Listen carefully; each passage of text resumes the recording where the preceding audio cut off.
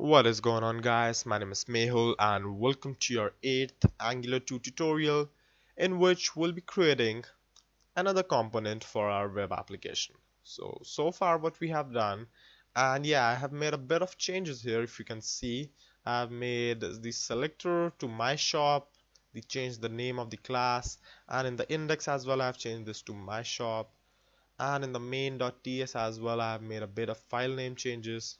Right there you can see. So yeah, so I guess you can do that yourself, and if you even don't want to do that, that's okay.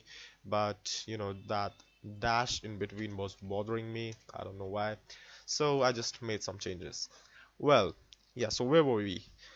So we were discussing about some components here. And so far what we have done is that we just created a simple component with this template and a bunch of HTML right here, and then we added something like that. So let's just say you are creating a website online where you are just selling your old games, or you're just selling some movie CDs, something like that. So you want to have a web shop, you can say. So what would you do is, for your main my shop component, is that first of all you'll do like h1 welcome to my shop, and then you'll say that we have the following movies available. Right now you just add a list here, then a bunch of things here. Now you can though do that, but it would be a little bit nice and easy to read if you can just split your whole application into different pieces, and we call those pieces as component, because that's why Angular 2 is here. Because if you just do something like this on your own, then obviously you can do this thing into your main page only and completely avoid Angular, but that's not what we want. So what I want to do is, so what I'm gonna do is that I'm gonna create another component here, or sorry, another HTML tag here, which would have another component. So let's just say this is my movies. Now this is a completely invalid HTML tag. Neither does Angular know about it, nor does your browser. So we need to do some things with this. Well, first of all, let's just hop over and create a component for this. And I'm just gonna copy this thing right here. Let's just say this is component dot what should we name this? My movies dot ts, and change the selector to my movies, and the template to, let's just say this is an unordered list of let's just say this is Deadpool, this is Batman versus Superman, and you can't afford to have that S in lowercase. And then we have let's just say Inception, Interstellar, and so on. So so we have got this component ready right here, a simple component. And let's just change the name of export class to, let's just say, my movies component. Well, you can just name it anything, compo NENT,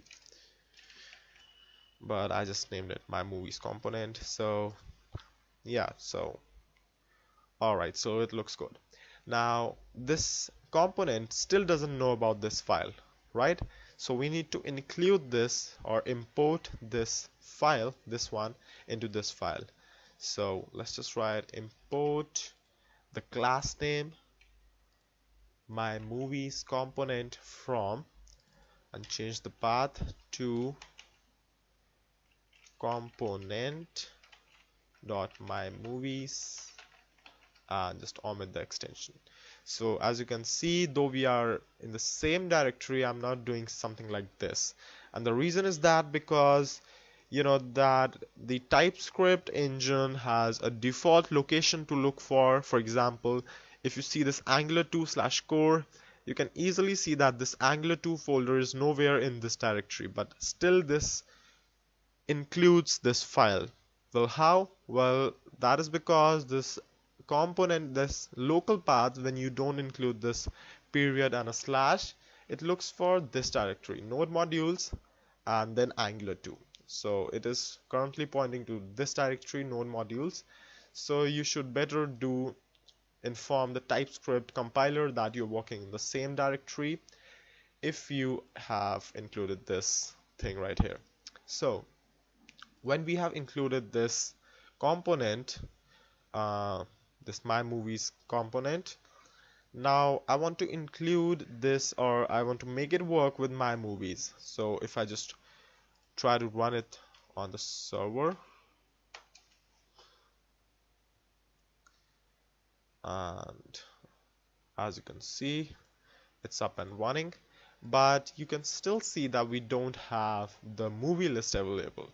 And the reason is that though you have imported this component, let's just say you have a bunch of components here, it might be the case that sometimes you just don't want to use a component, or you have just included it by mistake, or the component has actually no real use on your web page. So Angular doesn't want to just fire off every component on your web page, and you just scratch your head and have no idea why this thing is running or why this is not.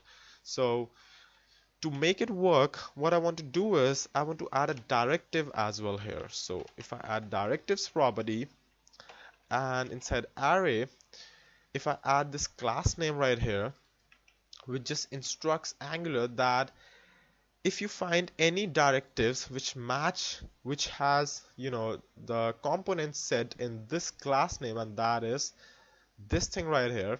So indirectly we are referring here that if you match any directive like this, then make use of this class right here, this component which is imported here. So let's just take a look in the browser, and now as you can see, we have got this list of you can say another list of movies right here on your web shop.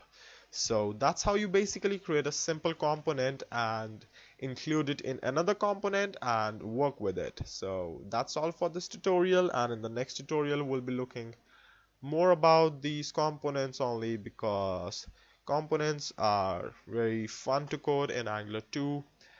And yeah, so that's pretty much it for this tutorial, and don't forget to subscribe, and thank you for watching.